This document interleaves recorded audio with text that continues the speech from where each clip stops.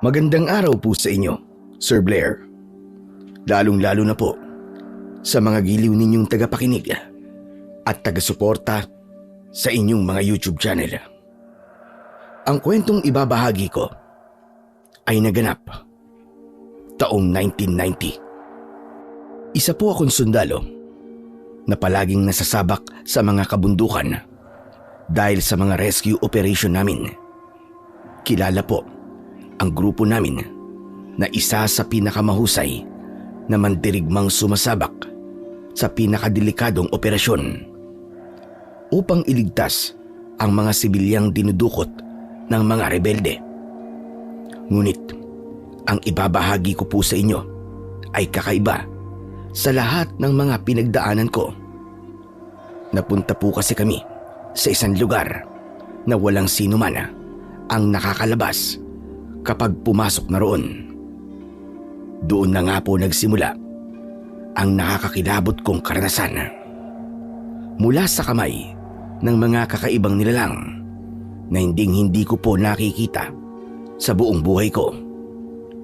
Upang lubusan niyo pong maunawaan, sisimulan ko po ang kwento sa isang operation namin sa baryo ng Dalakitnon, kung saan yun ang naging dahilan kung bakit kami ipinadala sa pinakadelikadong misyon na yun.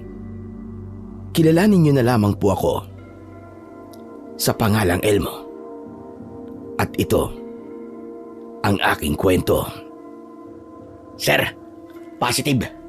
Dito nga nagkukuta si Commander Tarog. Okay men, get ready. Sikapin yung di masaktan ng mga biyag. Sabay-sabay na sumagot sa akin ang mga tauhan ko. Itinaas ko ang kamay ko bilang hudyat ng paglusob.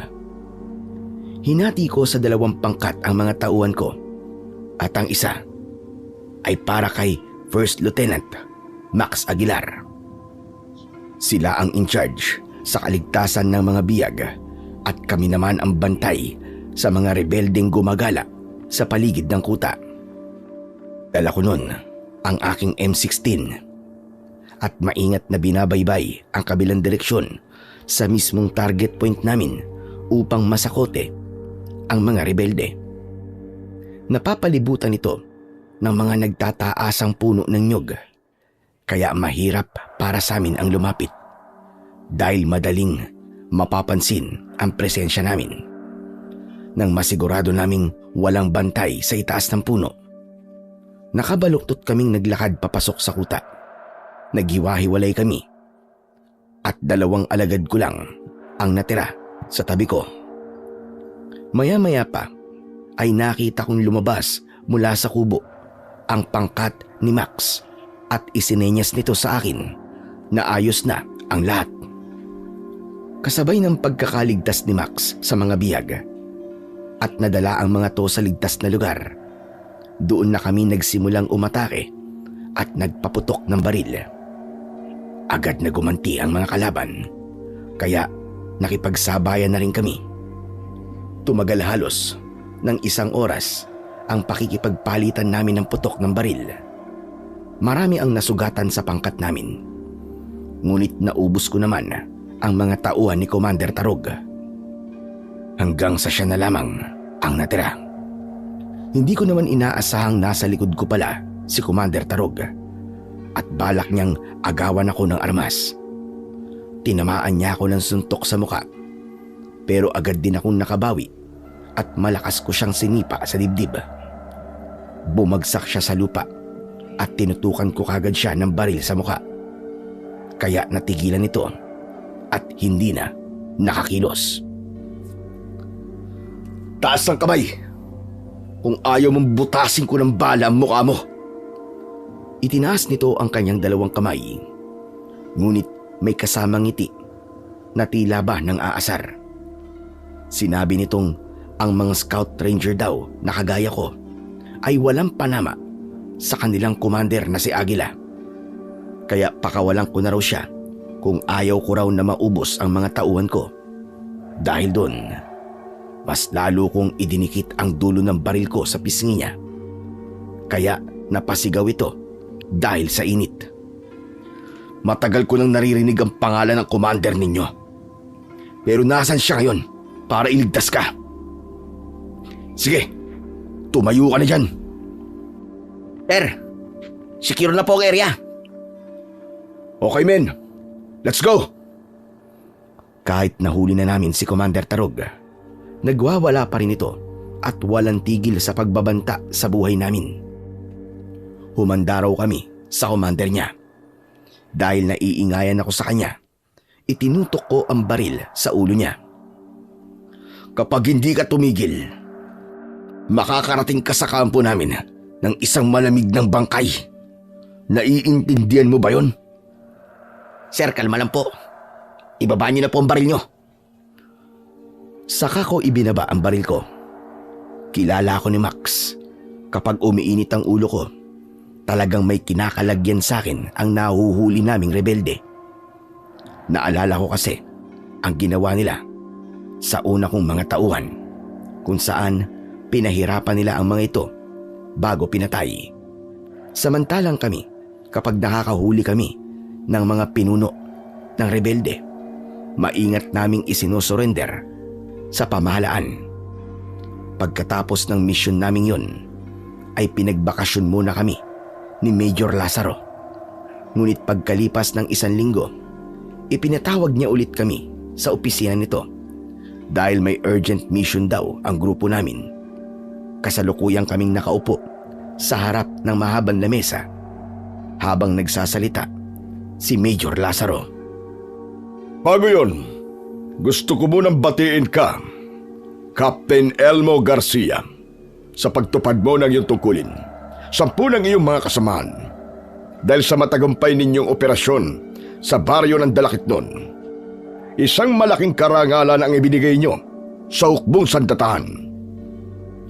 Maraming salamat po, Major Lazaro. Siya nga po pala, ano po ba ang dahilan at pinatawag nyo kami? Dahil gusto kong ikaw ang humawak ng misyon na ito. Pag-aralan mo mabuti ang detalye sa papel na ito para sa iyong misyon, 10 ng iyong mga kasama. Batay po sa pagkakabasa ko sa mga detalyeng narito, sir, talamak ang patayan sa lugar na to. Dahil sa mga kilusang nagsasamantala sa kahinaan ng mga mahihirap. Meron din mga residente na mas piniling lumikas dahil natatakot sila sa mga rebelde. Tsaka nakalagay din po rito ang kanilang masamang gawaing taliwas sa kanilang mga ipinaglalaban. Tama ka dyan, Kapitan. Malaki ang pressure sa taas at humihilig sila na imbestigahan natin ang bayan ng Aragon. Ayon sa ating informante, may gubat daw doon na kinatatakutang pasukin ng mga tao. Nakumpirma din namin na doon din nawala si Colonel Sandoval. This is a top priority mission. Get Colonel Sandoval at all cost. Naiintindihan mo ba? Yes, sir. Sir, sino raw po ang namumunong commander sa bayan ng Aragon?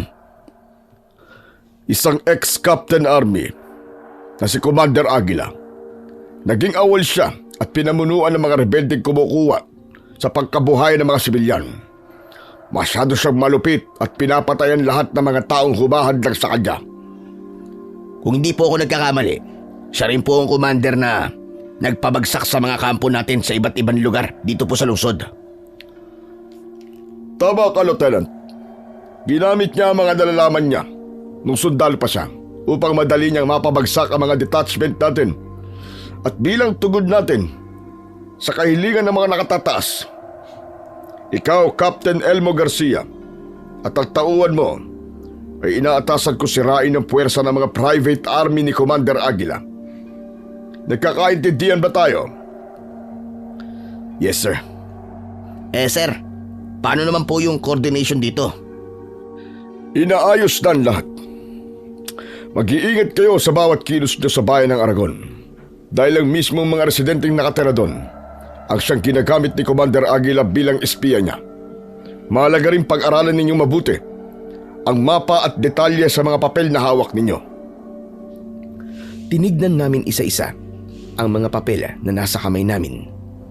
pati na ang mga larawan ng mga rebelding tinutukoy ni Major Lazaro.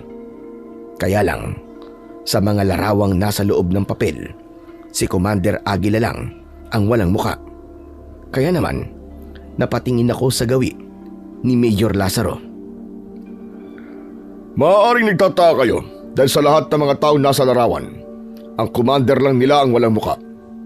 Yun ay dahil wala pang nakakakita sa totoo niyang itsura.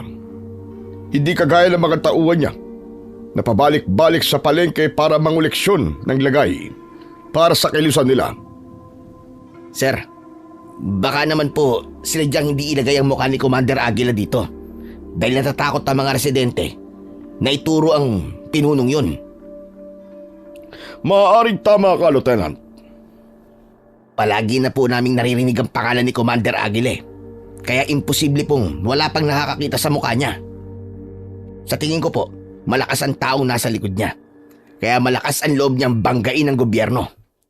Hindi lang malakas, kundi malupit din pinuno.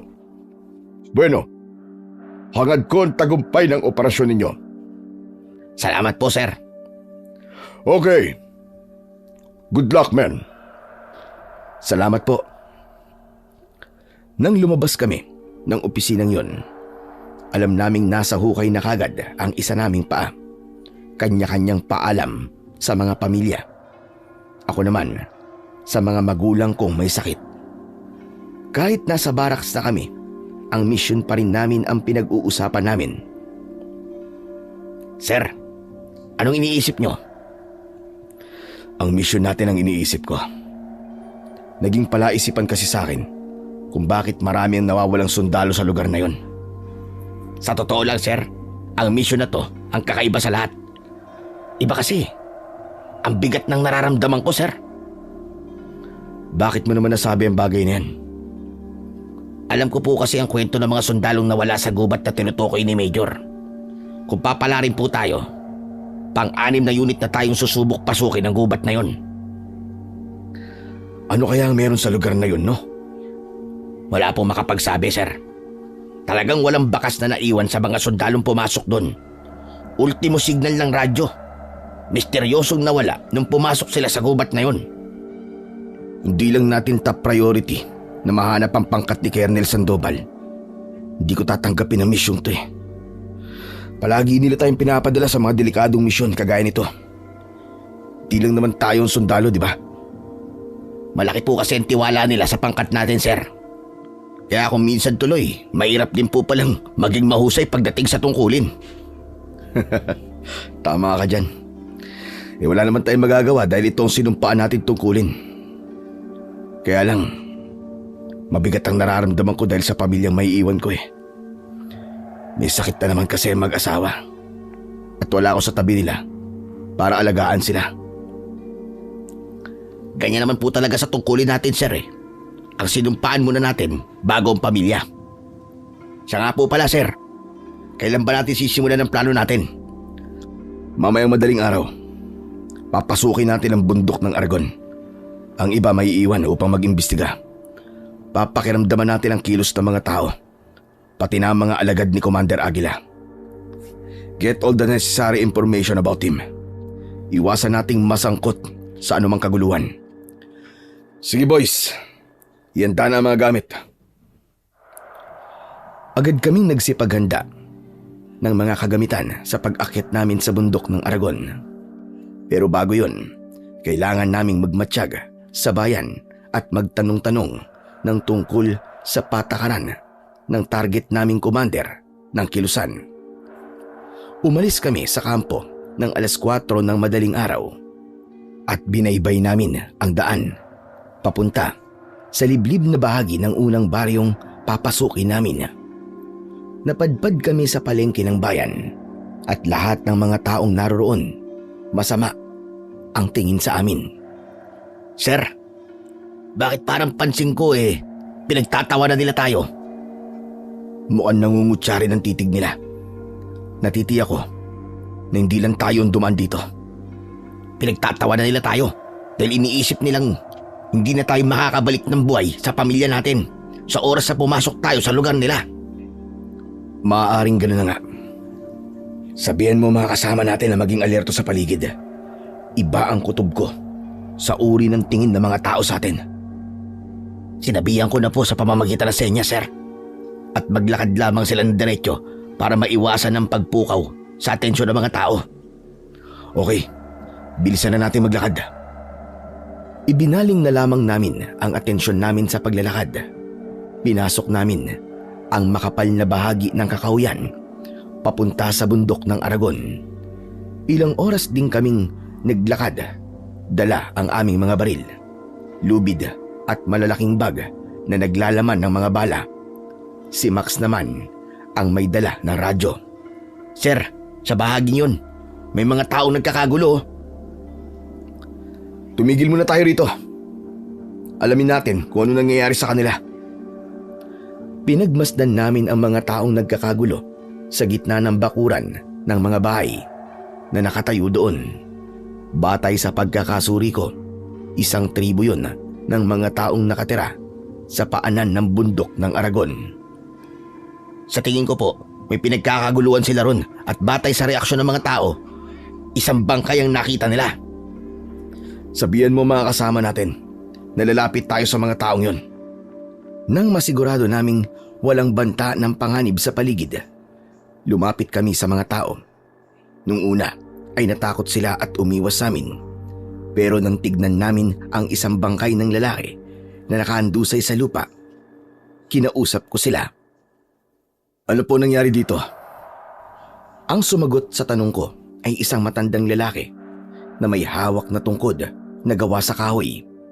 Maraming kwintas ang nakasuot sa kanyang leeg at may balahibo ng manok na nakatali sa kanyang ulo gamit ang kulay pulang panyo. Sa tingin ko ay siya ang pinuno sa tribong yon. Pagkaraniwan na yan dito. Kaya wala kayong dapat alalahanin sa amin. Makakaalis na kayo. Ayaw naming madamay sa gulong dala nyo. Hindi po kayong inaalala ko, Tatang, kundi ang bangkay ng taong to. Nakauniforme po siya ng kagaya namin. Sino po may gawa nito sa kanya? Wala kaming alam sa nangyari sa kanya. Ginagawa lamang tapunan ng bangkay ang lugar namin. Alam ko po na natatakot lamang kayo sa taong nasa likod ng pagkamatay ng kasamaan namin. Kaya wala sa inyo ang nagsasalita ng tungkol sa nangyayari dito, tama ba? Sir, mukhang sinunog ang katawan ng biktima at sinadyang sirain ang muka para hindi makilala. Kung ako lang ang masusunod, ang gusto ko umalis na kayo at bumalik sa kampo ninyo dahil sigurado mapapahamak lamang kayo rito. Ano pong ibig niyo sabihin, Lolo? Hindi nyo alam ang pinapasok nyo, kaya huwag kayong magtanong. Sir, mukhang tinatakot lamang tayo na matandang to Pansin ko nga Tatang, pasensya na po. Pero hindi po ako natatakot sa sinasabi nyo. Wala akong magagawa. Ganyan din ang sagot sa akin ng pangkat na nauna sa inyo. Ngunit hanggang ngayon, wala nang nakabalik sa kanila. Alam ko kung saan kayo papunta.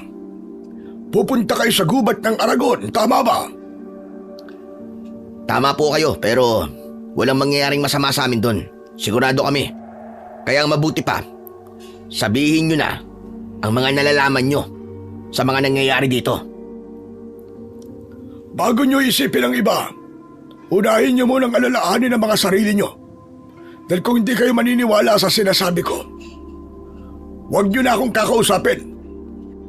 Nagkatinginan kami ni Max. Kinabahan ako, ngunit hindi ako nagpahalata.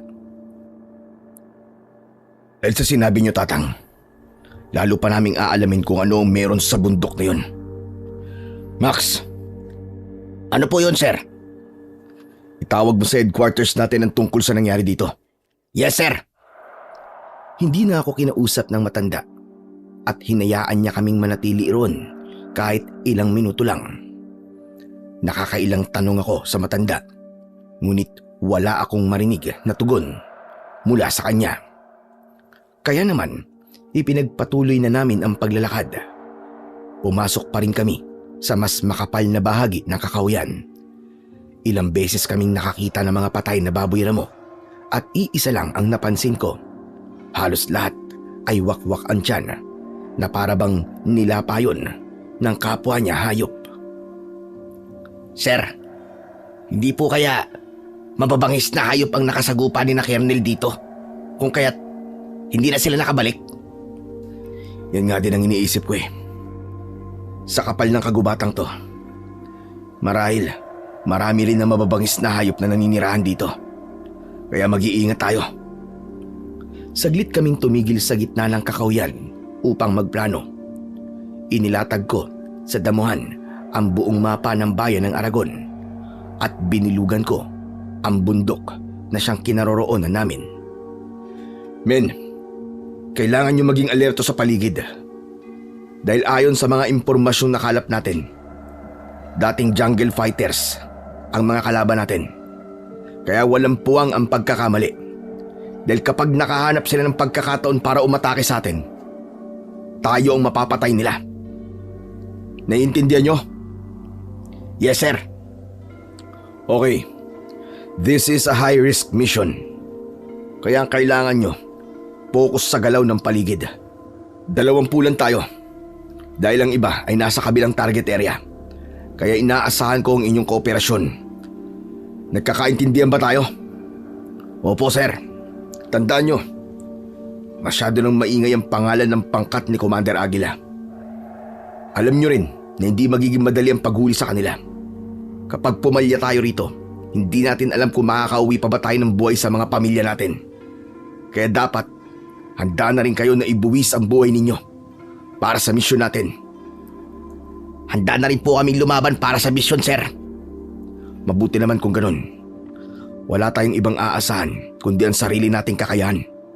Isa pa, napansin kong ang mga residente sa paligid nito ay nakakagulat na hindi nagsasalita tungkol sa kanila. Pero sisikapin nating magtagumpay sa misyong to. Kukunin natin ang leader nila, pati na mga kasama nating binihag nila, para matigil na ang kasamaan ni Commander Aguila. Sabay-sabay na sumang-ayon sa akin ang mga tauhan ko at muli kong tiniklop ang mapa. Inilagay ko yon sa bulsa ko. Pagkatapos, nakabaluktot kaming naglakad at nakatutok ang bawat baril sa unahan ng aming daan. Masyadong masukal ang gubat at makapal ang mga halaman, kaya anumang oras ay baka merong umatake sa amin na kalaban. Lieutenant, anong nangyayari sa'yo? Bakit ka natitigilan? Ewan ko ba, sir? Hindi ko mahawakan ng maigpit ang baril ko. Hindi ako mapakali. Parang kinakabahan ako. Ngayon lang nangyari sa akin to. Focus ka lang sa misyon. Itabi mo muna ang lahat ng alalahanin mo. Pasensya na po, sir. Bahala na. Tatapusin ko ang misyon na to. Men! Follow me! Unti lang kami, ngunit masasabi kong katumbas namin ang isang batalyon kung kakayahan lang din naman ang pag-uusapan. Meron akong 2 tao na mahusay umakyat sa mga puno upang magsilbing lookout namin sa unahan ng aming daan. Tama si Max. Sa lahat ng naging mission namin, ito ang pinakakakaiba. Pagkalipas ng ilang oras na paglalakad, inabutan na kami ng dilim sa kakahuyan. Sa taas ng mga punong naroroon, natitiyak kong nasa pusod na kami ng kagubatan. Kaya ginamit na namin ang aming flashlight upang makita ang daan. Saglit kaming tumigil sa paglalakad nang may napansin kaming kakaiba sa lugar. Sir, mga kalansay! Nagkalat ang mga kalansay sa lupa! Men, maging alisto kayo sa paligid. Kunin ang mga baril na pwede nating mapakinabangan. Sir, positive po. Sila nga ang mga sundalong naiulat na unang nawawala sa lugar na ito.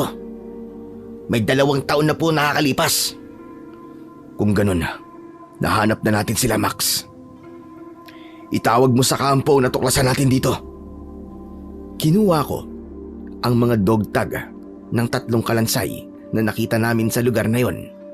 Nagtataka kami dahil doon lamang itinapon ang kanilang bangkay. Maya-maya pa ay nag-aalalang nagsalita si Max. Sir, Wala pong signal sa bahaging ito ng gubat ah. Ano? Paano nangyari yun? Di ko alam sir eh. Nakailang subok na po ako sa pagtawag pero wala talaga. Kung ganun, ito ang dahilan kung bakit wala tayong natatanggap na tawag mula sa mga tropa na pumasok dito. Ganun na nga po sir.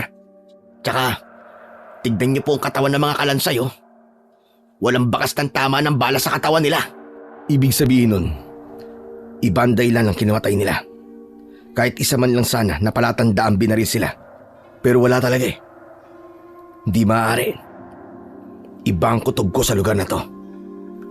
Dahil sa napansin namin, nagdulot yun ng takot sa mga kasama ko. Sir, tignan niyo rin po tong isa pang kalansay dito. Pagmasdan niyo po ang pagkakahawak niya sa kanyang M14. Ni walang bawas ng bala sa loob ng magasin nito. Malinaw na inatake po sila ng mabilis at hindi man lang sila nakapagpaputok ng baril.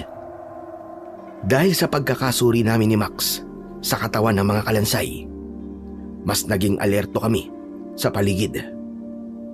Si Max naman habang naglalakad kami, panay ang subok niya sa radyo, ngunit wala talagang signal.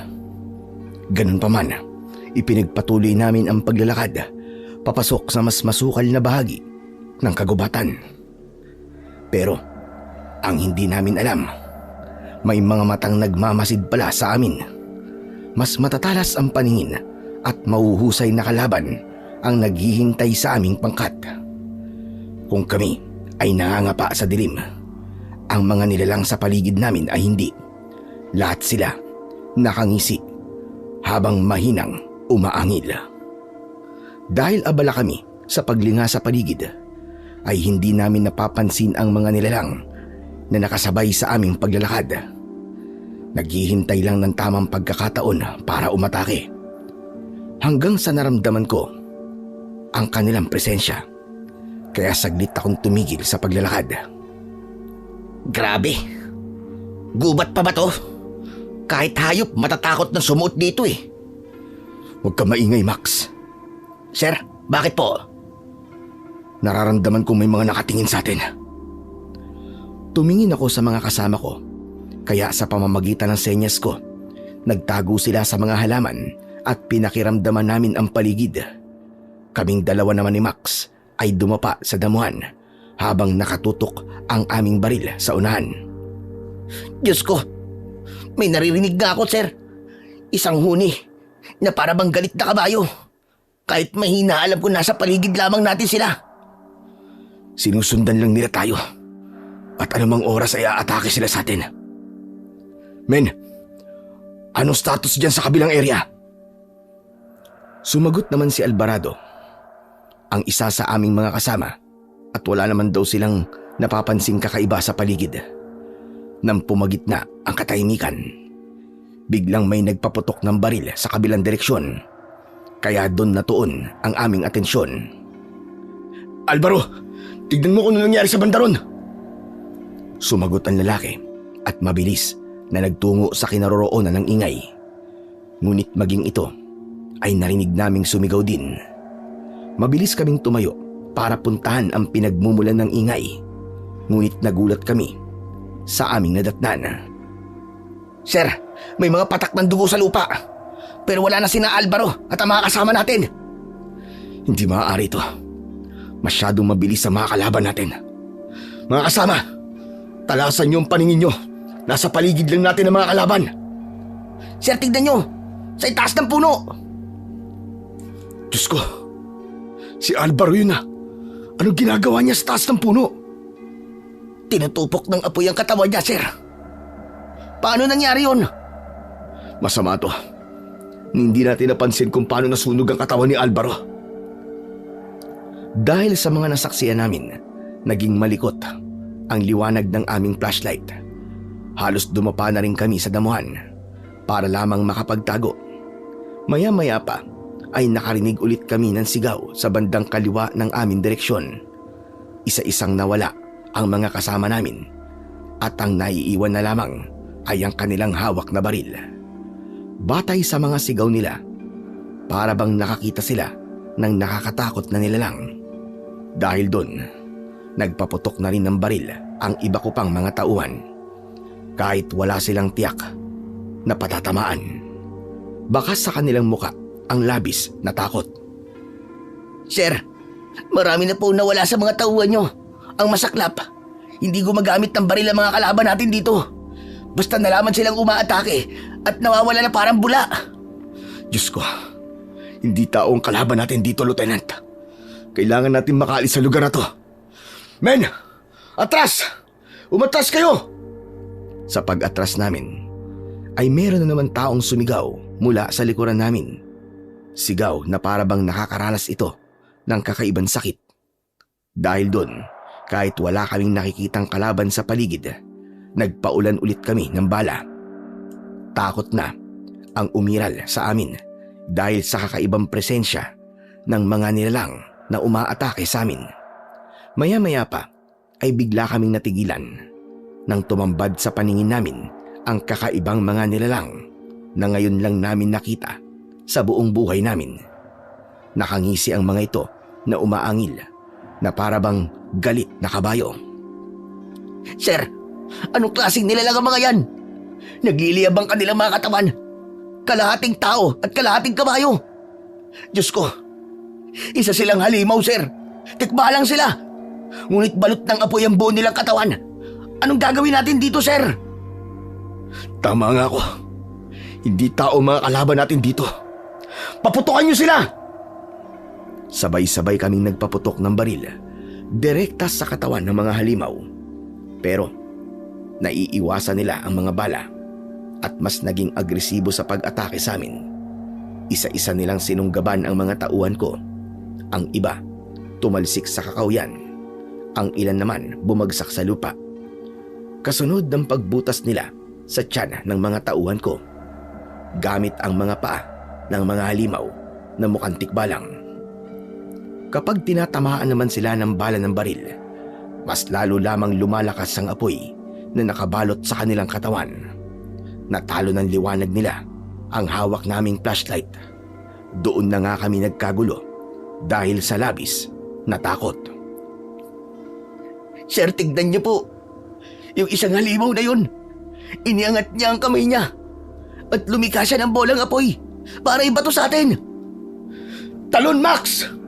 Sa pagbato sa amin ng bolang apoy, agad kaming nakatalon at nakaiwas. Halos mabingi kami sa lakas ng pagsabog nito na para bang granada. Sir, hindi na tayo makakaligtas dito ng buhay. Sila ang totoong umubos sa mga sundalong unang pumasok sa gubat na to. Tama ka, Max. Pero lalaban ako. Makakaligtas tayo rito. Mabilis kong ipinatong ang baril ko sa ibabaw ng batong pinagtataguan namin. Sunod-sunod nga ang pagpapaputok ko ng baril kahit nasa harapan lang namin ang halimaw na yon. Mabilis niyang naiwasan ang mga bala ko at agad na nakalapit sa akin. Saktong hahawakan niya sana ako sa liig. Mabilis namang kinalabit ni Max ang gatilyo ng kanyang baril at pinatamaan niya sa dibdib ang halimaw. Kaya naman napaatras ito, pero nabaliwala ang balang yon dahil mabilis na naghilom ang sugat nito. Anak ng putya, oh. Hindi siya tinatablan ng bala. Hindi maaari. Nasa panganib tayong lahat. Muling lumikha ng bolang apoy ang halimaw sa aming harapan at ibinato na naman niya yon sa aming kinaroroonan. Wala na kaming ginawa kundi ang iwasan ang bawat atake nito. Pagbagsak namin sa lupa at pagsilip mula sa kinaroroonan namin, kita namin kung paano nitong inatake ang ibang mga tauhan ko. Dumating pa ang ibang mga halimaw at pinagtig-isahan nilang lahat ang mga natitirang kasama namin. Wala kaming nagawa ni Max kundi ang magtago at panoorin kung paano nila inubos ang mga kasama namin. Sinunog nila ang katawan ng mga ito hanggang sa maging abo. Narinig ko naman ang pag-iyak ni Max. Sir, wala na mga kasama natin. Pinatay na silang lahat. Tayong dalawa na lang ang natitira. Nasira na rin ang radyo at wala na natira sa mga armas natin. Paano na tayo lalaban sa kanila, sir? Dahil sa ingay ni Max, napako ang atensyon ng mga halimaw sa gawin namin. Naku, nalintikan na. Nakita nila tayo, Max. Anong gagawin natin, sir? Ano pa? Hindi aalis tayo sa lugar na to. Max! Ano? Ba't nakatulala ka dyan? Hindi nagsasalita si Max, pero baka sa mukha niya ang takot. Nanginginig ang kanyang labi habang nakatingin sa tabi ko. Kasunod nun, nakarinig naman ako ng malakas na sitsit. At nang sundan ko yun ng tingin, nakita ko ang isang malaking kobra. Mabilis niya akong tinuklaw sa braso, kaya bigla akong napatayo at pilit kong tinatanggal ang bibig nitong nakabaon sa braso ko. Sir! Bilisan niyo, sir! Papalapit na ang mga halimaw! Max, hindi ako natatakot sa mga halimaw na yan. Mas takot ako sa kamandag ng hayop ng kobrang to. Bilisan mo, tulungan mo akong tanggalin ang bibig niya sa braso ko. Sir, dalhin mo na ang kobrang yan, sir! Lumayo na muna tayo rito! Hindi na natapos pa ni Max ang sasabihin niya dahil lumapit na sa aming kinaroroonan ang mga nilalang. Ngunit tumigil ang mga ito ilang dipaan layo sa amin. Tila natakot sila nang makita ang kobra sa braso ko. Umatungal ang mga nilalang at kasunod nun ay kumaripas sila ng takbo papunta sa madilim na bahagi ng kakahuyan. Ngunit nag-iwan naman sila ng bakas ng apoy sa damuhan, kaya tuluyang lumiwanag ang paligid namin. Ako naman, pilit kong tinatanggal ang bibig ng banakon sa braso ko. Ano ba? Bakit ang lakas mo? Ang hirap mong tanggalin! Sir, umalis na po mga halimaw. Para bang natakot sila dyan sa kobra? Pwede ba, Max, tulungan mo muna ako dito? Kapag hindi natanggal sa braso ko, ang kobrang to, mamamatay ako sa kamandag nito. At mag-isa ka na lang sa gubat na to, kaya bilisan mo na. Saka lang naisip ni Max na tulungan ako.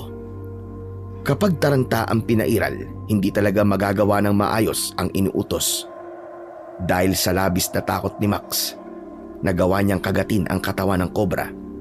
Kaya naman, natanggal ang bibig nito sa braso ko at mabilis itong gumapang papalayo sa amin. Nanghihina naman akong napaupo sa damuhan habang dumudugo ang sugat ko. Mabilis ko namang binunot ang punyal na nakatali sa hita ko at ibinigay ko yon kay Max. Ito, sugatan mo ang braso kong tinuklaw ng kobra. Bilisan mo! At ako na ang sisip-sip sa dugo. Sige, sir. Aray, dahan-dahan lang, Max. Sobrang sakit. Kasi, sir, parang may naiwan po sa loob eh. Dalawang matigas na kulay puti. Para bang pangil, sir. Ano? Kinapa kong sugat ko at naramdaman ko nga ang dalawang matutulis na bagay na nakabaon sa laman ko. Ano to? Sir, sa tingin ko, naiwan ang pangil ng kobra sa laman nyo. Lintik na yan, paano to? Sige, dukutin mo, tanggalin mo. Sir, umalis na kaya muna tayo rito. Natatakot ako eh. Humingi na lang tayo ng tulong sa matandang lalaki na nasa tribo. Hindi ako marunong gumamot ng tuklaw ng ahas eh. Baka sila alam nila kung paano gagamutin yan. Para na rin matanggal ang pangil ng kobra sa braso nyo, sir. Sa palagay mo ba, aabot pa ako doon ng buhay? Oo, sir. Makakaabot pa kayo ng buhay papunta ron. Sigurado ako. Ano sigurado? Tuklaw ng kobra ang pinag-uusapan natin dito. Bawat segundo mahalaga. Makamandag ang hayop na yun. Gusto mo bang unahin na lang kitang patayin dito? Huwag naman, sir. Nagsasabi lang naman ako ng totoo eh. Alam kong hindi pa ako makalat ng kamandag ng kobra sa katawan nyo, sir. Dahil hindi pa naman nangingitim ang paligid ng sugat nyo eh. Ang labi mo, sir, normal lang ang kulay. At wala rin pangingitim sa kuko nyo. Tara na, sir. Dadali na kita ron. Wala na nga akong nagawa nang biglang kunin ni Max ang kamay ko at ipinatong niya yon sa kanyang balikat. Huwag mo na akong alalayan. Sa braso lang ang tama ko, wala sa pa. Tsaka sigurado ka ba talaga na hindi pa ako makalat ng kamandag ng kobra sa katawan ko? Oo, sir. Magtiwala kayo sa akin. Kaya tara na. Habang wala pa ang mga halimaw. Ay, siya nga po pala. Ito ang punyal nyo. Doon na lamang natin tatanggalin ang pangil na nakabaon sa braso nyo. Tinanggap ko ang punyal at ibinalik ko yon sa hita ko. Nadaanan naman namin ang mga kasama naming namatay sa lugar na yon. Dahil naman sa tuklaw ng kobra sa braso ko, Kinailangan naming umalis at iwan muna sila sa lugar na yon. Ang tanging nadala lamang namin ay ang baril na nakasukbit sa aming balikat, habang hawak ang nag-iisa naming flashlight na siyang tanglaw namin sa daan.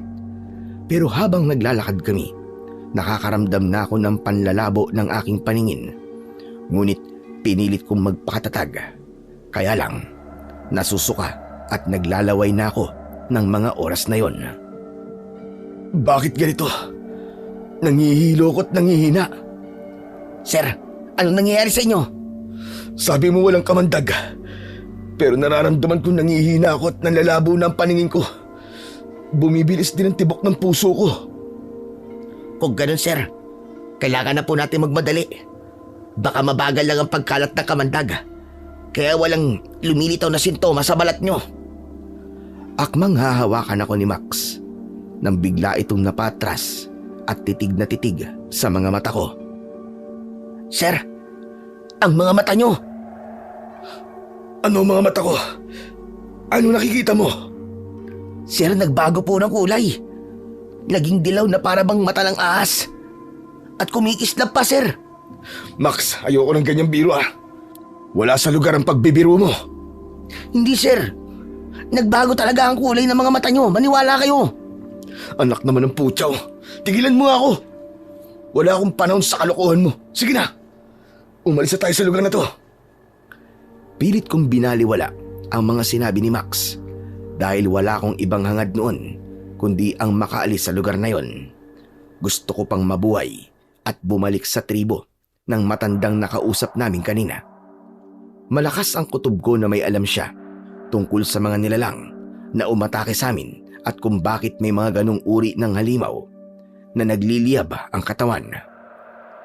Max, hindi ko na talaga kaya, Max. Sir, tiisin nyo. Malapit na tayo. Sobrang hapdi ng sugat ko. Tapos ang init ng pakiramdam ko. Tumigil na muna tayo rito. Pagod na ako.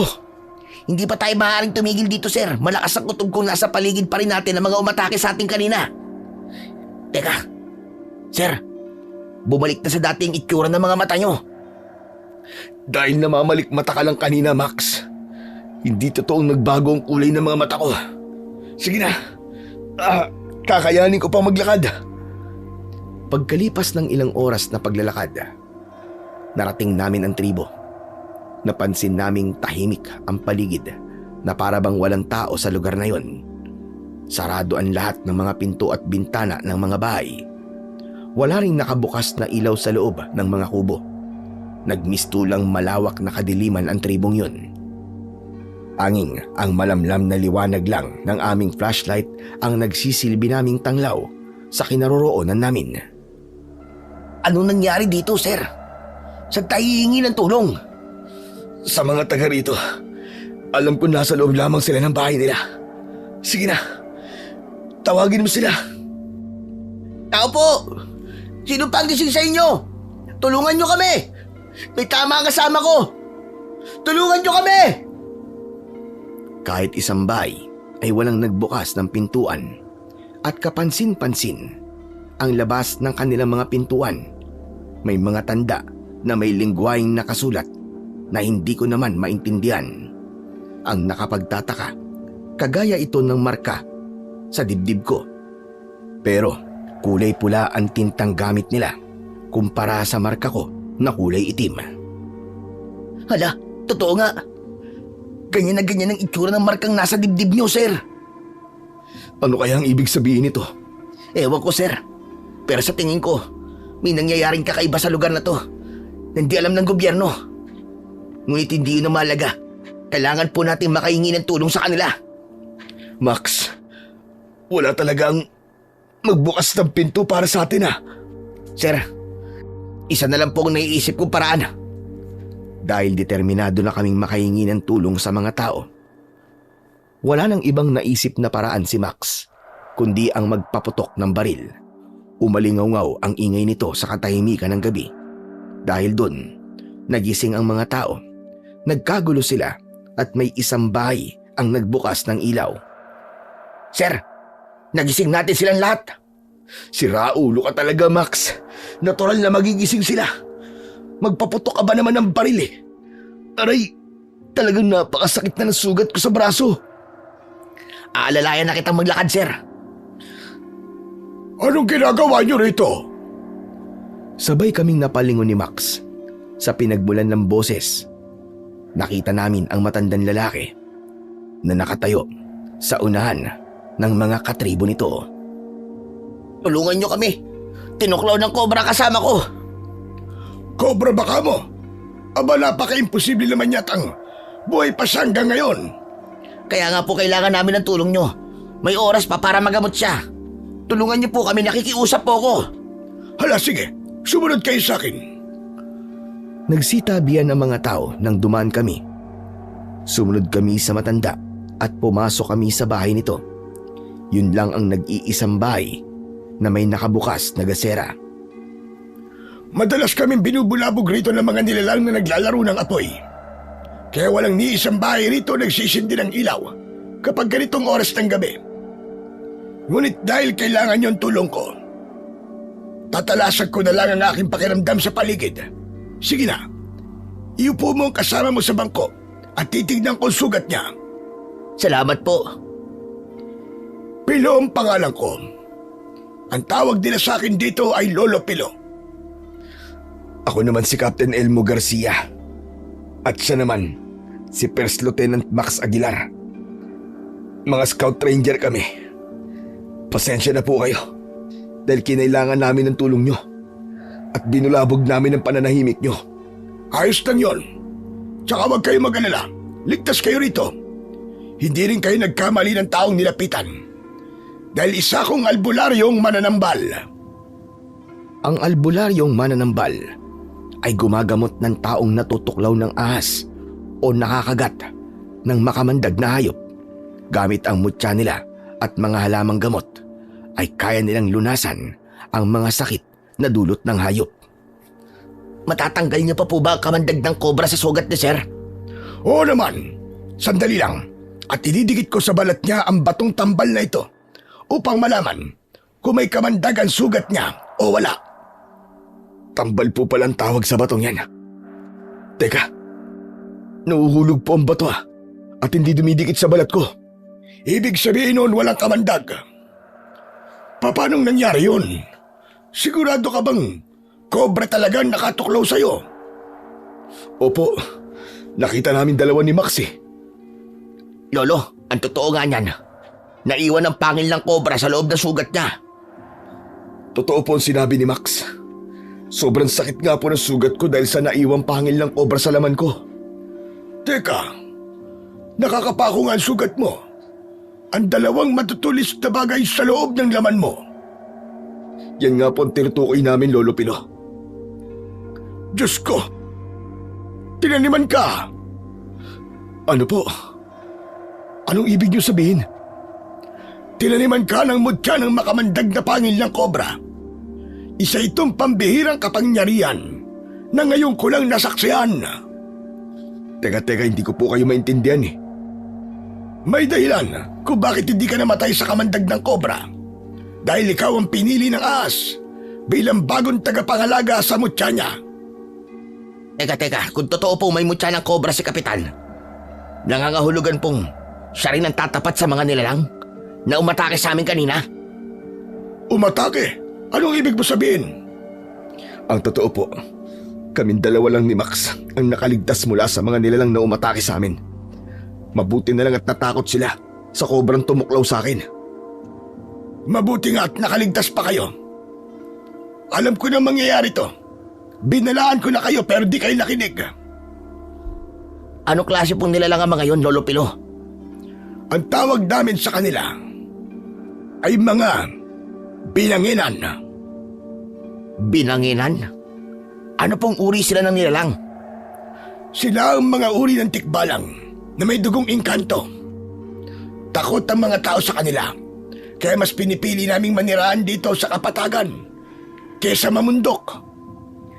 Nakita po namin ang itsura nila. Nababalutan po ng apoy ang buo nilang katawan. Kakaiba talaga at nakakakilabot ang anyo nila. Dahil nga may kapangyarihan silang pagalawin ng apoy at bumuo ng sandata sa pamamagitan nito. Sila rin ang dahilan kung bakit hindi kami nagsisindi ng ilaw tuwing gabi. Pero, bakit sila nasa gubat? Binabantayan nila ang bundok ng Aragon na kanilang tirahan. Nagiiwan din sila ng apoy sa bawat bakas ng kanilang mga paa. Yun ang dahilan kung bakit ang ibang mga hayop na naninirahan sa gubat ay napipilitang umalis upang iligtas ang kanilang mga buhay. Kaya ang pagkakaroon mo ng mutya ay isang biyaya para sa aming lahat. Paano po ito magiging biyaya? Sobrang sakit nga po ng braso ko at ang hirap pong igalaw. Sa una lang yan. Dahil sa pagkakaroon mo ng mutya, magbabago ang lahat ng kakayahan mo. Magagawa mo ng sabayan ang takbo ng mga binanginan kahit gaano pa sila kabilis. Di po ako makapaniwala sa mga naririnig ko mula sa inyo. Tsaka Lolo Pilo, napansin ko po nagbago ang kulay ng mga mata niya kanina. Dahil nga umepekto kagad sa kanya ang kapangyarihan ng mutya ng makamandag na pangil ng kobra. Sino po ba talaga kayo? At paano niyo po nalaman ang tungkol sa bagay na to? Tulad ng sinabi ko, ako ang mananambal na nagmula pa sa lahi ng mga babaylan at albularyo. Kaya alam ko ang lahat ng mga nangyayari sa paligid ko. Wala lang kaming magawa para labanan ng mga aswang na binanginan sapagkat hindi kami nagtataglay ng ganyang klase ng kapangyarihan. Teka.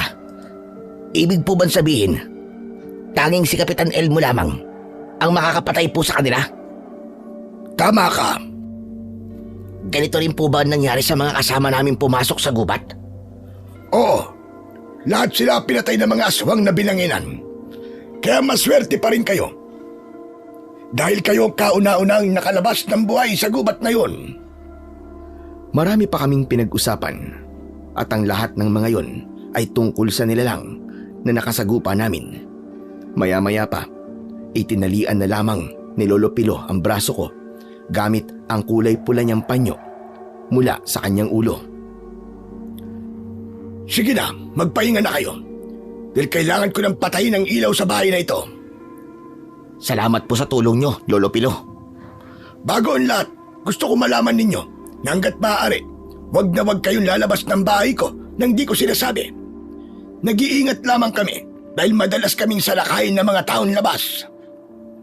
Makakaasa po kayo. Nasusunod kami sa sinasabi niyo.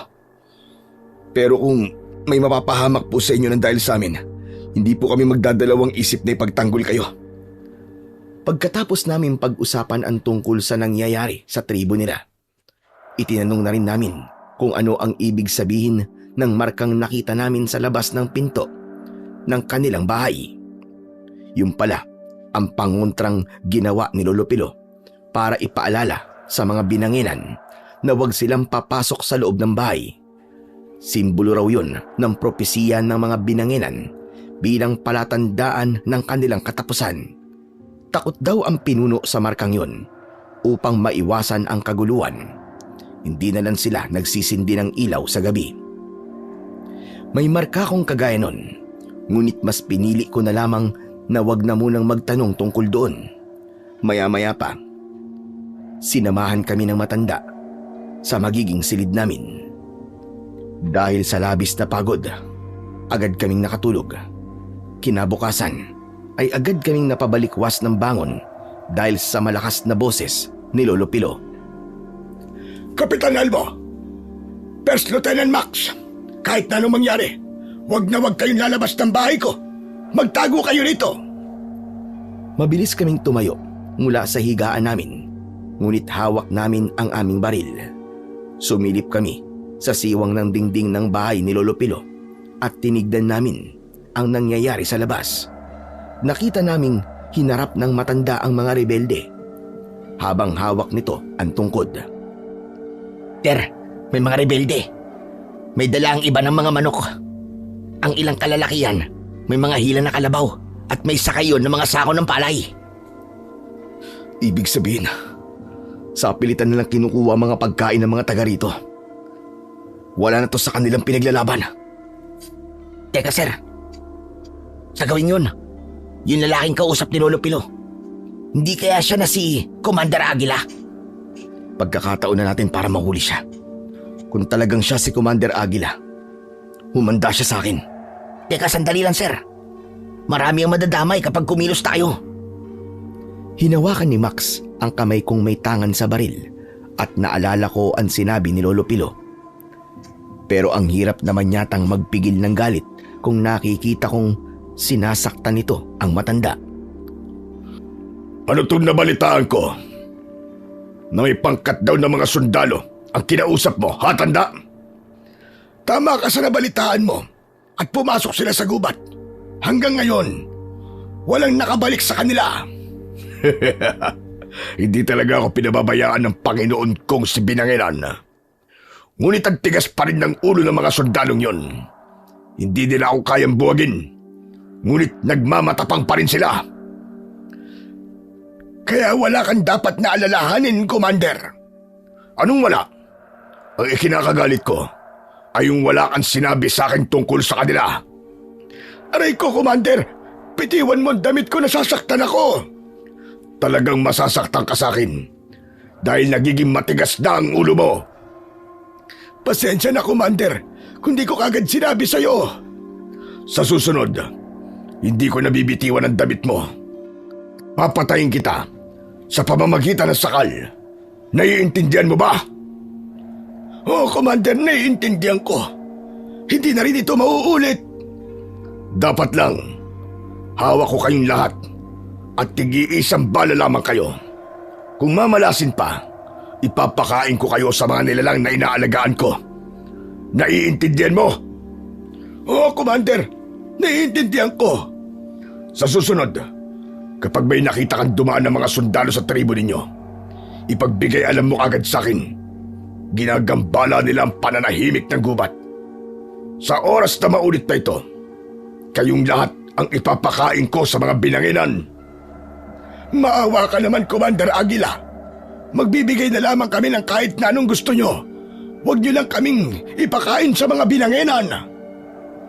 Mula sa pinagtataguan namin, ay narinig namin na tinawag ni Lolo Pilo na Commander Aguila ang lalaking may dakot sa damit niya.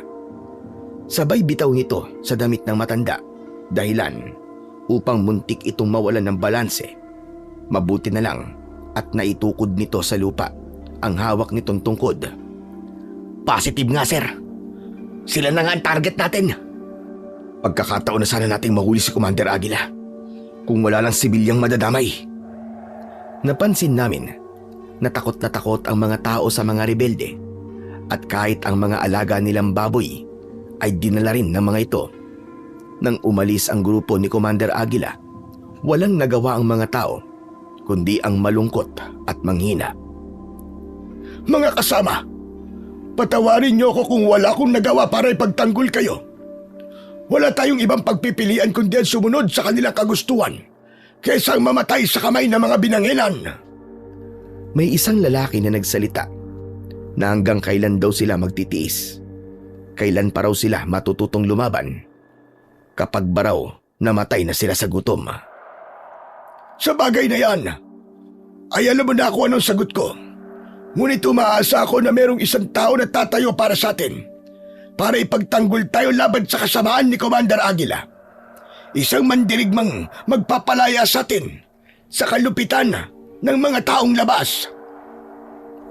Nagkatinginan kami ni Max nang lumingon sa gawi namin si Lolo Pilo. Alam nitong narinig at nakita namin ang ginawa ni Commander Aguila sa kanila. Hinintay lang namin na makapasok ang matanda at malungkot itong naupo sa bangkong nasa harap namin. Ngayong nasaksihan nyo na ang paghihirap namin, anong masasabi mo, Kapitan Elmo? Wala po akong masabi dahil naiintindihan ko po kung bakit natatakot kayo sa kanila. Bukod pa ron, nalaman ko po na sila palang nag-aalaga sa mga Binanginan upang mapanatili ang kanilang puwersa. Tama ka, Kapitan.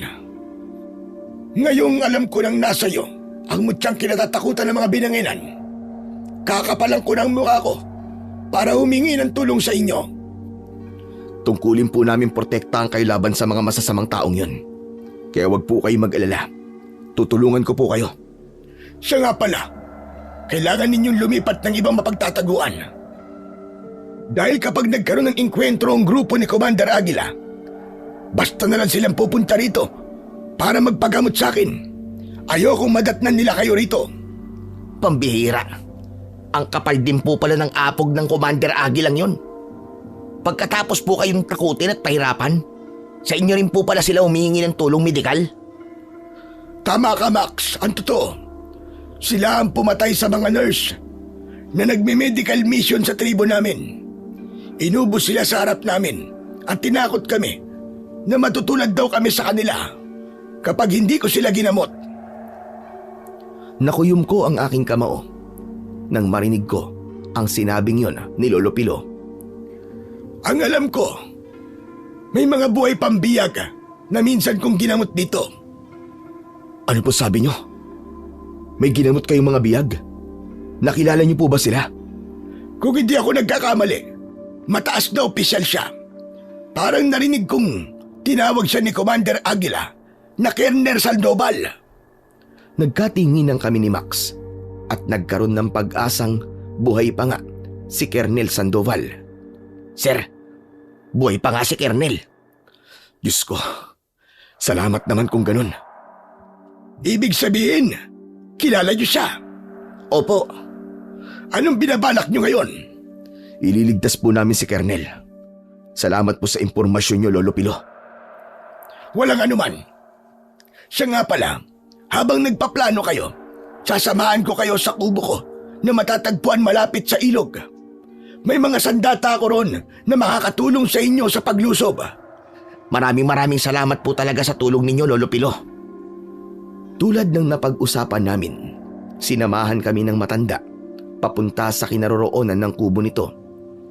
Ilang oras lang ang nilakad namin bago kami nakarating doon at tumambad sa paningin namin ang maliit na kubong gawa sa kawayan at kugon. Agad kaming pumasok sa loob nun at nakita namin ang mga nakasabit sa dingding na iba't ibang klase ng armas, pati na ang iba't ibang uri ng mga patalim. Ngunit kakaibang sandata ang kinuha ni Lolo Pilo at iniabot niya sa akin. Nagtataka naman akong napatingin sa muka ng matanda. Lolo Pilo, bakit po itong sandatang itong ibinigay niyo sa akin? Gawa lamang po ito sa kahoy. Gawa nga lamang yan sa kahoy. Ngunit mas makapangyarihan yan sa lahat ng mga sandatang nakasabit sa dingding. Nagmula pa yan sa puno ng balete. Hindi ba't kadalasang ginagawan lagusan at tirahan ng mga engkanto ay ang puno ng balete? Opo. Kaya yan din ang gagamitin mo sandata laban sa mga aswang na binanginan. Galing pa yan sa isang mabagsik na albularyo na kinatatakutan nun ng mga masasamang nilalang. Sa oras na magamit mo yan sa katawan nila, mag-iiwan yan ng malalim na sugat at hindi yun maghihilom. Parang napaka-imposible naman po nito, Lolo Pilo. Walang imposible sa mutya, Kapitan Elmo. Sa pamamagitan ng punyal na kahoy, malulusaw ang katawan ng mga binanginan at maglalaho ang kanilang kapangyarihan, pati na ang kanilang kakayahang bumuo ng bolang apoy. Makakaramdam din sila ng panghihina at sa ganyang paraan, madali mo na silang mapapatay. Kahit saan mo sila patamaan, may bisa ang punyal para patayin sila. Hindi ko po akalain na may silbi pala ang punyal na gawa sa kahoy ng balete. Bakit po ganito to kalakas? Dahil sagana yan sa orasyon na nagmula pa sa mga ninuno ko na mga pinakabahuhusay na albularyo at manunugis nung panahong yon. Ang astig naman po pala na sandata nyo. Pero, bakit po kayo? Bakit di nyo ginamit ang sandatang yan? Hindi ko talaga magagamit yan. Dahil tignan nyo naman, matanda na ako. At mahina na ang katawan ko. Kung gagamitin ko naman yan, wala rin silbi. Dahil wala akong mutya ng makamandag na pangil ng kobra. Tanging ang makakagamit lang sa punyal ay ang may nakatanim na mutya sa katawan. Kung ganun po, iingatan ko po ang sandatang ito. Sir, pagkakataon mo nang matalo ang mga aswang na binanginan, Ay teka, sandali lang po Lolo Pilo. Aling sandata naman ang para sa akin? Nakikita mo ba ang panang yon? Opo, yung katabi ng shotgun. Kunin mo. Bagay yan sa'yo. Para sa malayo ang pag-atake. Hindi ka makakahabol sa bilis ng mga binanginan. Kaya yan ang gagamitin mo para habulin ang kalaban. Ano naman po ang kakayahan ng pana ko, Lolo Pilo? Mababawasan ang lakas at bilis ng mga binanginan. Yun lang ang kakayahan ng pana. Ngunit malaking tulong yon upang hindi ka kagad masaktan. Paano naman po ang baril namin? Ang baril ninyo, walang silbi ang mga yan sa katawan ng mga binanginan. Yan ang dahilan kung bakit namatayan lahat ng mga sundalong pumasok sa gubat.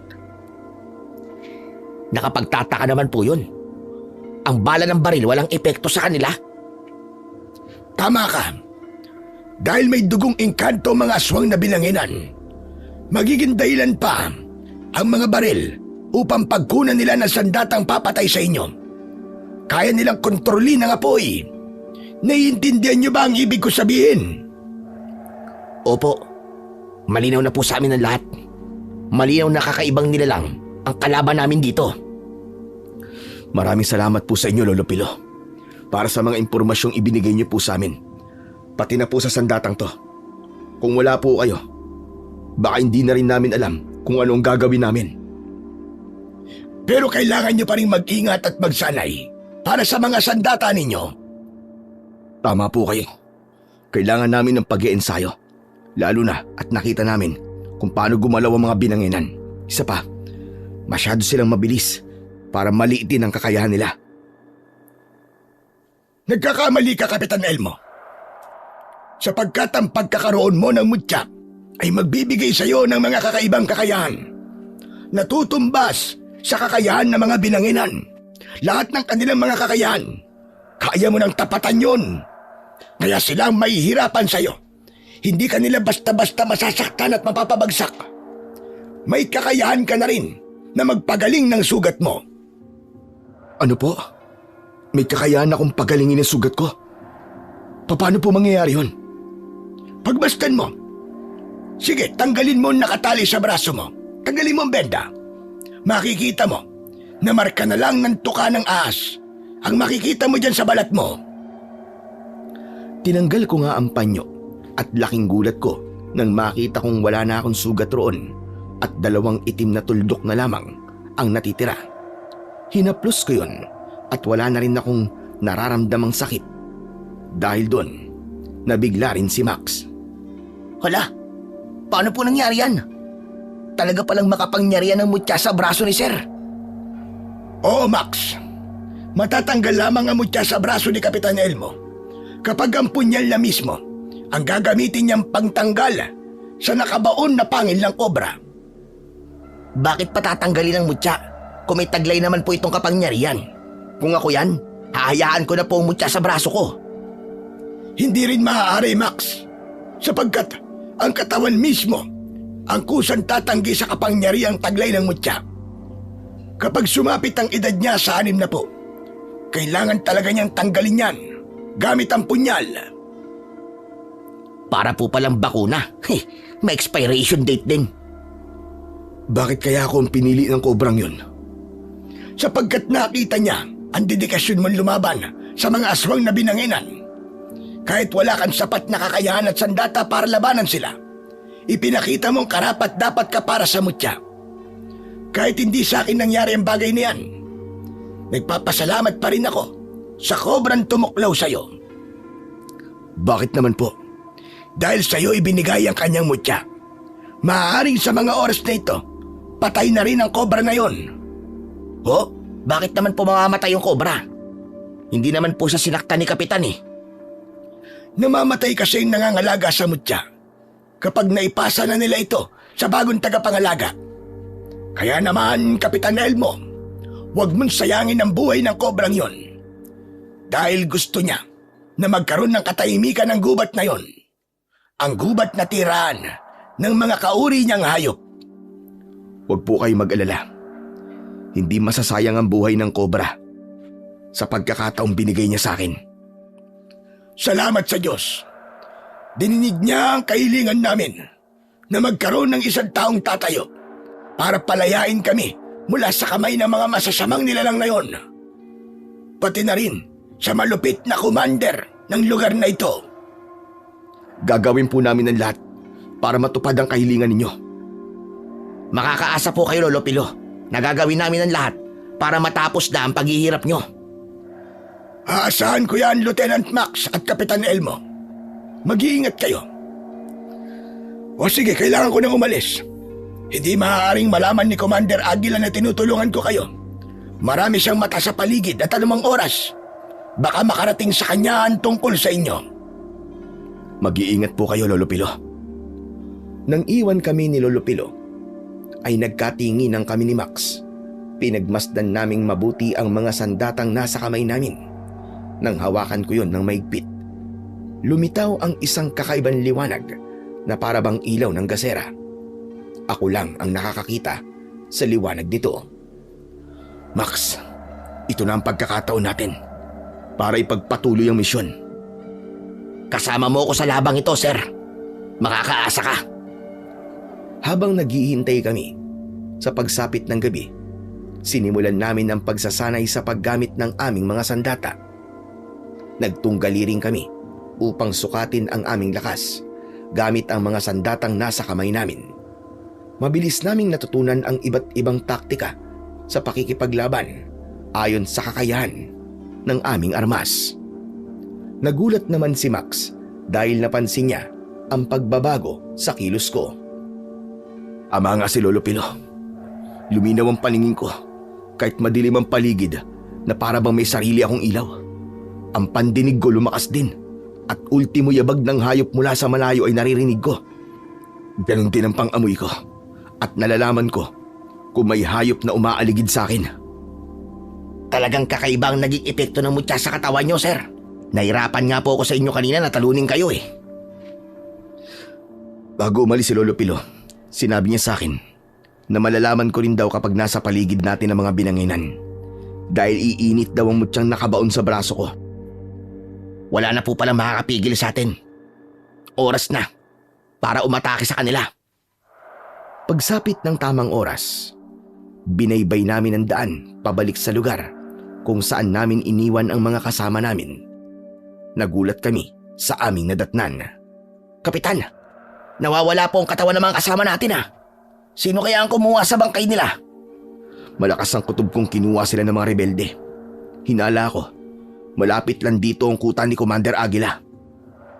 Maya-maya pa, ay bigla kong naramdaman ang pag-iinit ng braso ko. Max, sumanda ka. May mga binanginan sa paligid. Sir, ito na po yun. Pagkakataon na po natin para masubukan ang mga sandata natin. Tama ka. Pero mag-iingat ka pa rin ha. Agad na inihanda ni Max ang kanyang pana at itinutok yon sa unahan ng kanyang daan habang sukbit nito sa balikat ang pahabang basket na gawa sa ratan na naglalaman ng 100 piraso ng palaso. Ako naman ay mahigpit kong hinawakan ang punyal at maingat na umakbang pasulong. Ilang sandali pa, nakarinig kami ng huni ng kabayo ilang metro ang layo mula sa amin. Pagkatapos ay lumiwanag ang paligid dahil sa apoy na nanggagaling sa katawan ng mga binanginan. Max, maging alisto ka. Pinaliligiran nila tayo. Dahil doon, kung saan-saan itinutok ni Max ang kanyang sandata. Sa kanan at kaliwa, basta may kaluskos, doon siya nakaharap. Hindi nga nagtagal, may lumukso sa unahan ng aming daan. Nariyan na sila. Nakangisi na akala mo yung mga halimaw na gutom. Tumutulo rin na malapot nilang laway. Akala nila, matatakot tayo sa kanila. Hoy, mga binanginan! Ngayon kayo lumaban. Ngayon nyo kami atakihin. Magbabayad kayo sa ginawa nyo sa mga tauhan ko. Umatungal sila ng malakas, sabay taas ng unahan ng kanilang mga paa. Pagpatak nun sa lupa, agad silang bumuo ng bolang apoy gamit ang kanilang kamay. Sir, ibabato nila sa atin ang bolang apoy. Umilag tayo! Mabilis ang ginawa naming pag-iwas, sabay sugod sa kanilang kinaroroonan. Nauna ang palaso ni Max na bumaon sa isang binanginan. Nanghina ito pero umatake pa rin kay Max. Ako naman, mabilis ang takbo papasugod sa isa pang binanginan. Lumukso ako ng mataas para itarak ang punyal sa likod nito. Umatungal ang binanginan dahil sa labis na sakit. Kasunod ng pagkawala ng apoy na bumabalot sa katawan nito. Napaluhod ito sa lupa at nalusaw ang katawan hanggang sa maging abo. Nakita yon ng isa pang binanginan. Natakot ito kaya kumaripas ito ng takbo papalayo sa akin. Ngunit naging mabilis din ang takbo ko at sinabayan ko siya. Lumukso ako para sumakay sa likod niya. Sa una, naramdaman ko ang init. Ngunit saglit lang yon dahil naglaho ang apoy sa katawan nito. Sabay tarak ko ng punyal sa batok ng binanginan. Namnamin niyo ngayon ang sakit ng paghihiganti ko! Habang sakay ako ng binanginan, naramdaman kong may tumamang palaso sa mata nito. Pinana ito ni Max, kaya pasadsad itong bumagsak sa lupa. Sa isang iglap, nalusaw ang katawan ng binanginan at sumama ang abo nito sa hangin.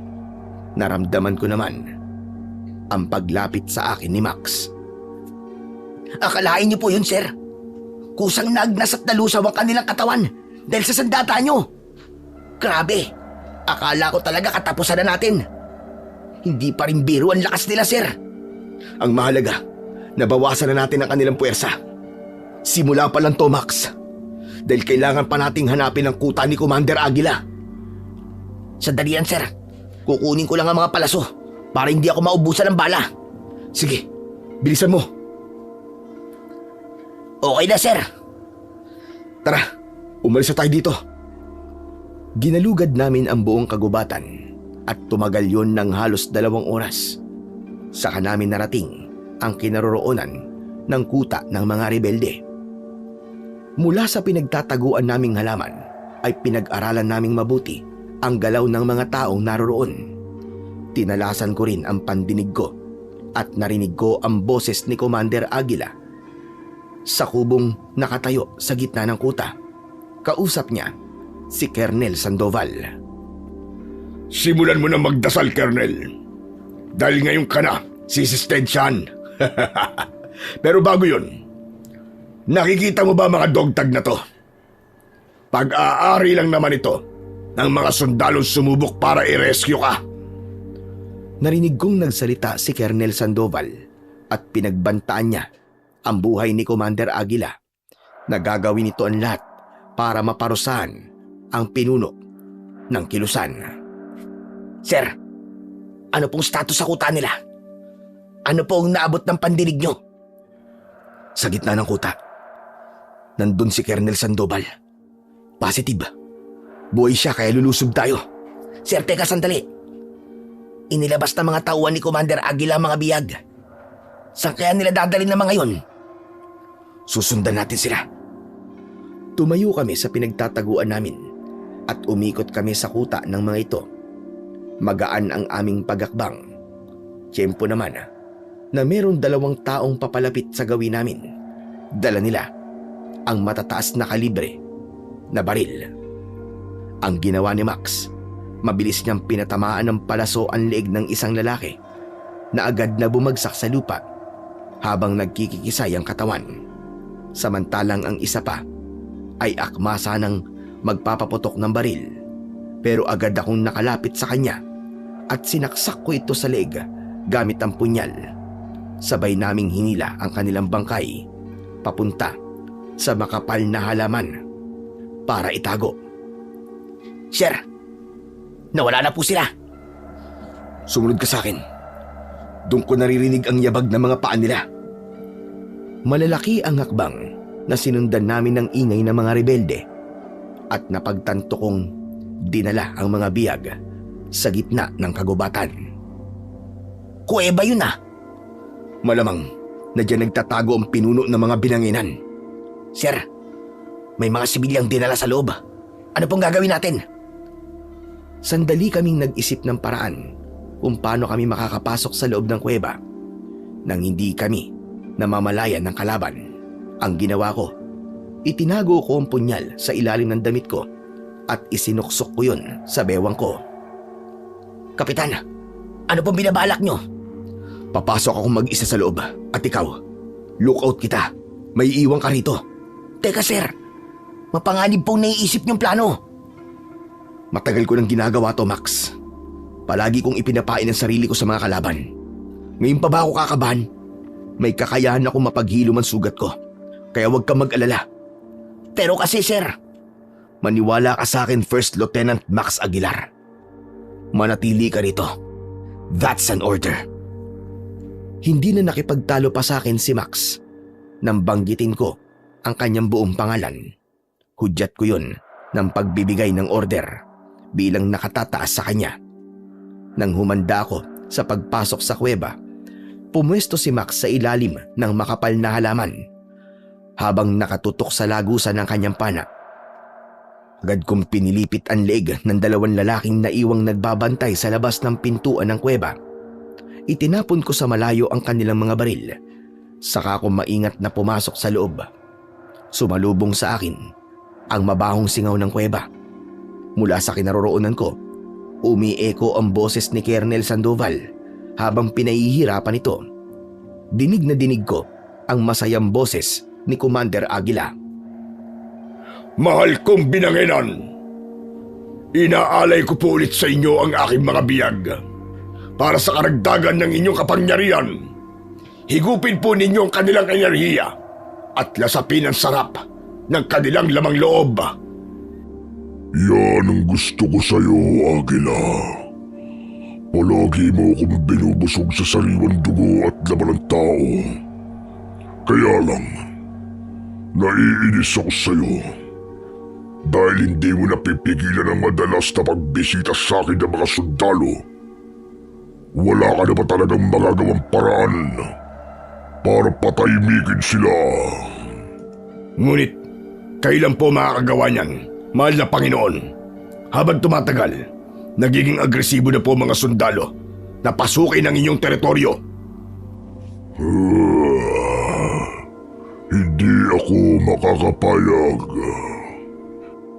Kung ganun po, salakayin ninyo mga karatig na baryo at ako ang ilagay nyo sa posisyon para bigyan ng babala ang mga sundalo na kayo ang hari sa lugar na ito.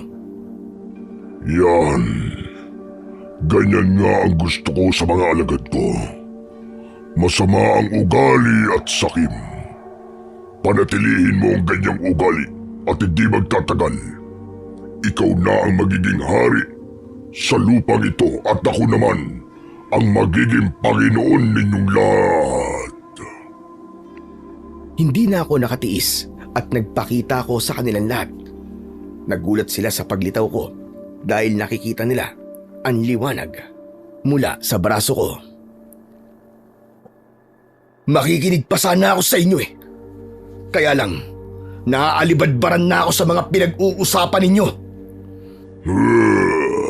Anong ibig sabihin ito, Aguila?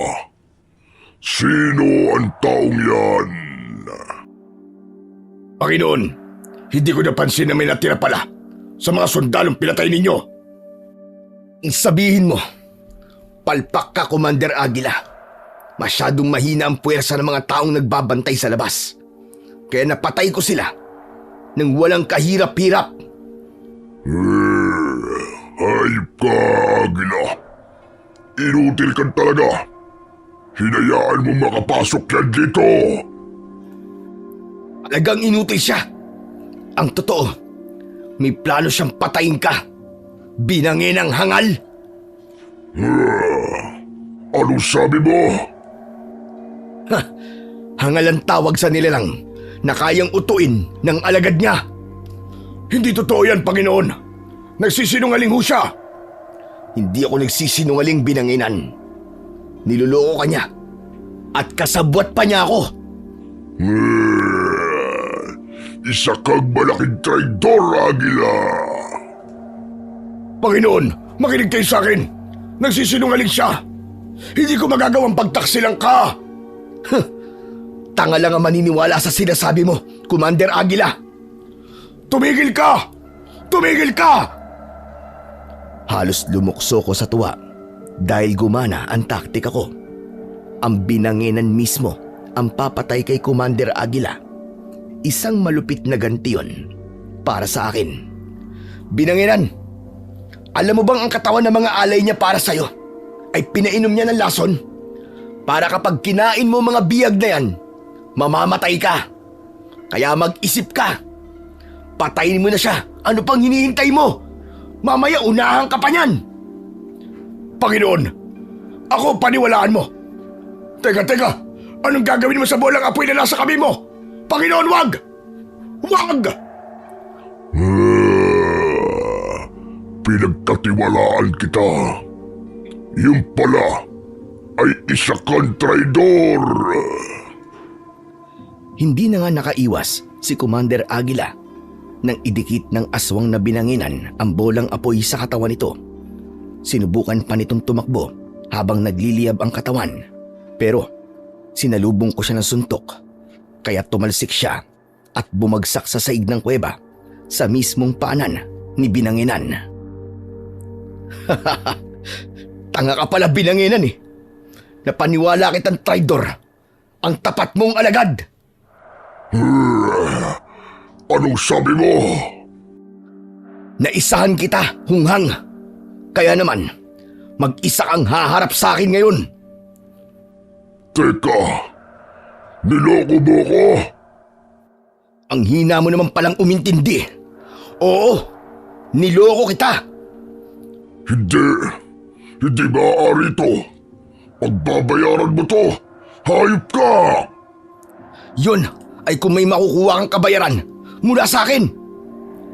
Mabilis kong hinugot ang punyal ko mula sa bewang, saka sumugod sa kinaroroonan ng mga nabigla niyang mga alagad.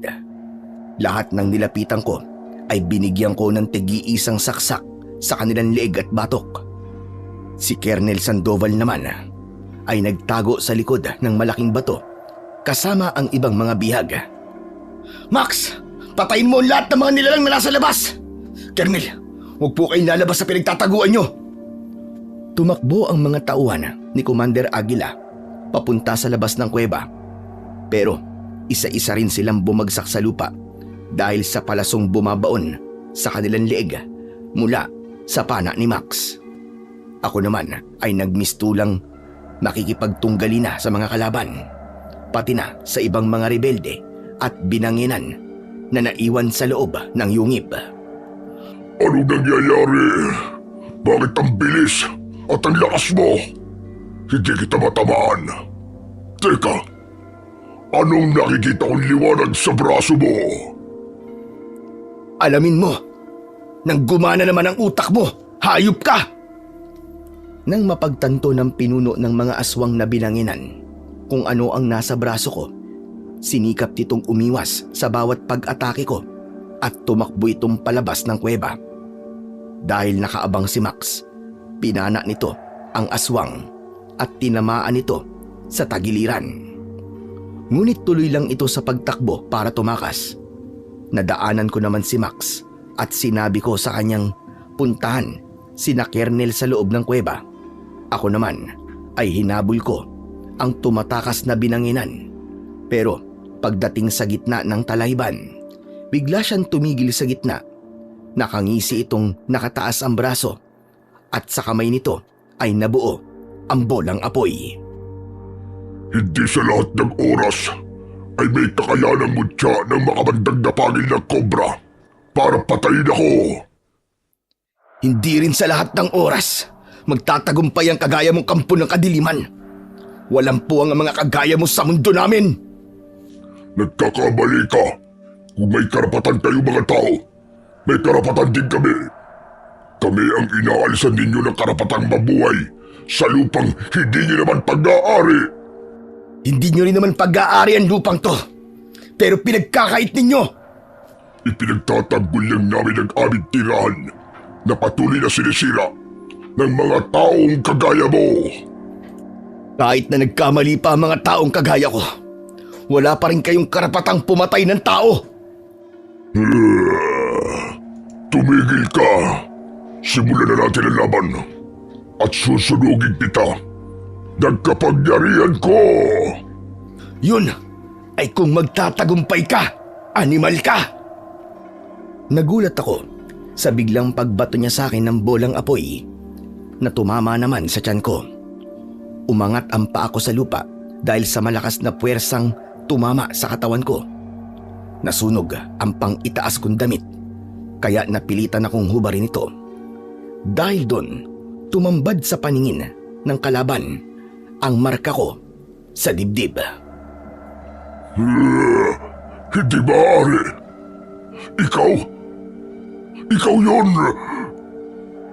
Oo, ako nga. Ikaw ang nakasaad sa aming propesiya. Napapatay daw sa akin at uubos sa lahi namin. Ikaw na isang mahinang nilalang. Mahina pala. Pues, ako mismo ang tutupad sa propesiya ninyo. Humanda ka! Patay kung patay! Ako ang unang sumugod sa kanya. At dahil sa bilis ko, hindi niya naiwasan ang pagtama ng punyal ko sa dibdib niya. Pero nagulat ako dahil hinawakan lang niya yon at naglaho ang sugat nito. Teka, akala ko... Akalang ano? Akala mo mapapatay mo ko ng punyal mo? Ako naman ngayon ang aatake sa'yo! Dala ng labis kong pagkabigla. Hindi ko naiwasan ang pagtama ng suntok niya sa dibdib ko. Pasadsad akong bumagsak sa talahiban. Hindi pa man ako nakakabawi ng lakas at nakakatayo ng lubos. Mabilis nang nakalapit sa akin ang pinuno ng mga binanginan at sinalakay niya ako sa leeg. Naglagablab ang kanyang kamay, kaya't unti-unti akong napapaso. Pero nararamdaman kong kumukontra ang aking mutya. Kaya kahit papano, nalalabanan ko ang pagkalapnos ng balat ko. Hindi mo siguro inaasahang matatapatan ko ang lakas ng mutya mo. Nang malaman ko tungkol sa propesiya, pinaghandaan kita. Walang makakatalo sa akin! Nagpapapadyak ako upang makawala sa pagkakasakal niya.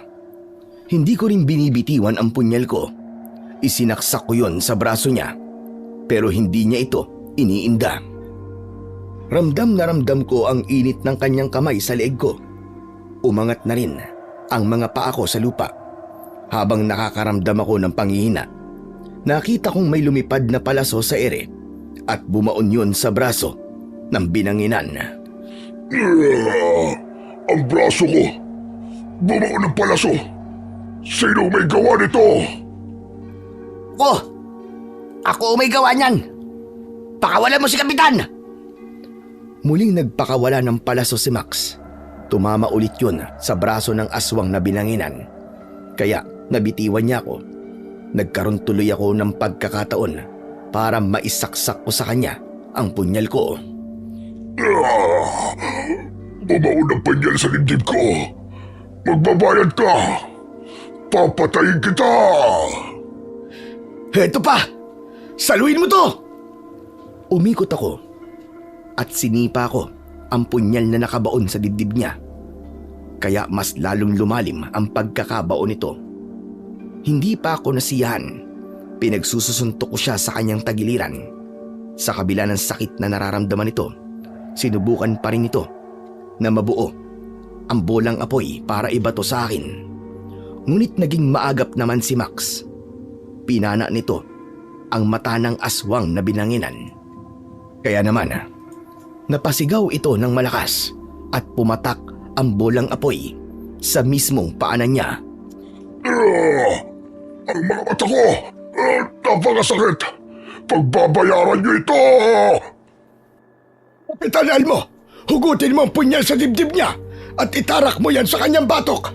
Yun ang kahinaan ng pinuno ng mga binanginan. Nagulat talaga ako sa biglang pagdating ni Lolo Pilo kasama ang mga tao sa tribo na merong mga dalang sibat. Kapitan! Ngayon na! Mabilis akong tumalima sa utos ng matanda at agad kong binunot ang punyal sa dibdib ng binanginan. Umikot ako at lumukso para sumakay sa kanyang likod. Sa kaubod lakas na itinarak ang punyal sa batok nito. Kitang-kita ko ang pagbulwak ng kulay itim ng dugo. Pati na ang pagkawala ng apoy na bumabalot sa kanyang katawan. Hayop kang demonyo ka! Ito pa ang isa! Hindi maaari! Hindi maaari to! Bumaon ang talim ng punyal ko sa batok nito at tumagos yun hanggang sa leeg nito. Bumagsak ito sa lupa habang bumubula ang bibig. Maya-maya pa, unti-unting nalusaw ang kanyang balat at laman hanggang sa maging likido ito. Sa isang iglap, naging abo ang katawan ng pinuno ng mga aswang na binanginan. Dahil naman sa tuwa, lumapit sa tabi ko si Lolo Pilo at niyakap niya akong maigpit, saka nagpasalamat. Akala ko talaga hindi ako magtatagumpay dahil di ko inaasahan ang kakayahang yun ng pinuno ng mga binanginan. Mabuti na lang at dumating si Lolo Pilo. Samantala, napalaya namin ang lahat ng mga biyag pati ang mga tao sa tribo. Nakuha ko rin ang dog tag ng mga kasama ko at masaya kaming nakabalik sa kampo. Bilang pagbibigay ng karangalan sa aming kabayanihan, ay itinaas ang aming ranggo. Si Max, ang kapitan, at naging major naman ako. Si Lolo Pilo naman ay tahimik ng pinamumunuan ang kanyang tribo at bumalik sa dating katahimikan, ang bayan ng Aragon. Binabati kita, Major Elmo Garcia, sa matagumpay mong pagkakaligtas sa mga biyag. Teka, ano nga pala ang balak mo ngayon? Magbabakasyon muna ako, sir. Gusto ko munang makasama ng matagal-tagal ang mga magulang ko. Sa kasalukuyan po, ay retired na ako sa pagiging scout ranger.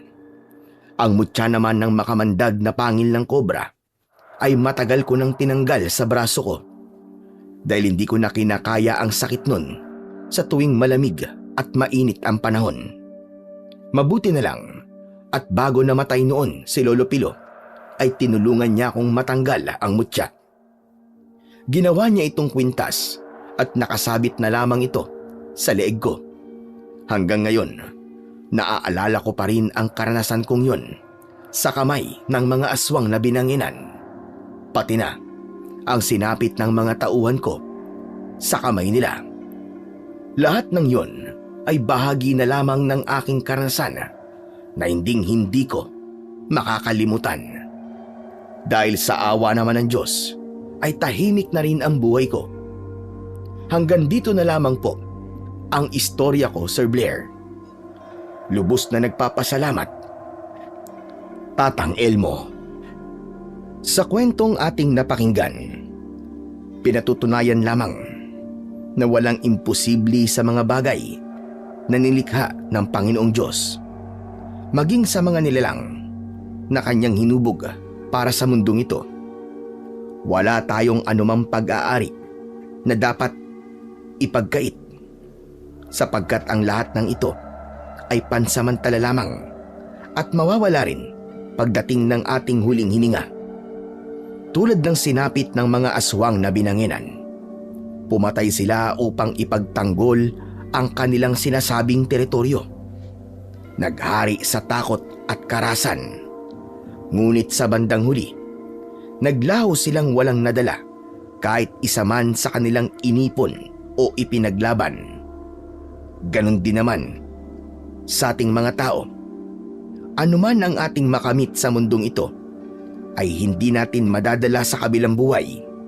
Kaya't higit na mahalaga ang kabutihang ating iniiwan sa puso ng iba.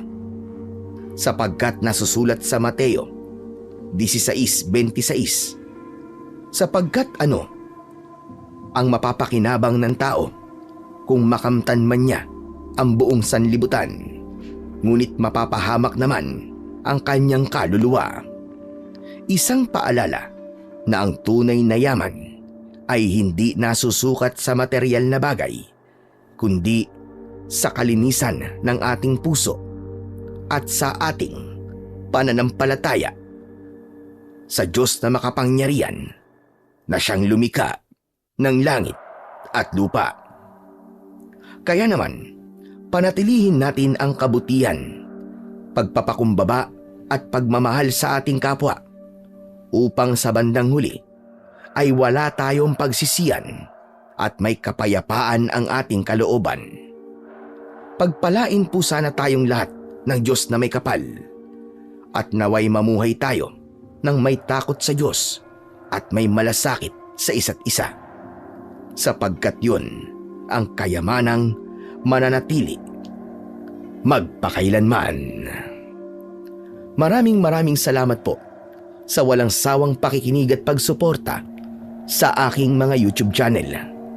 Huwag niyo rin pong kalimutang mag-subscribe at i-hit ang notification bell para sa mas marami pang makapigil-hininga na kwentong aswang at katatakutan mula sa mundo ng kababalaghan.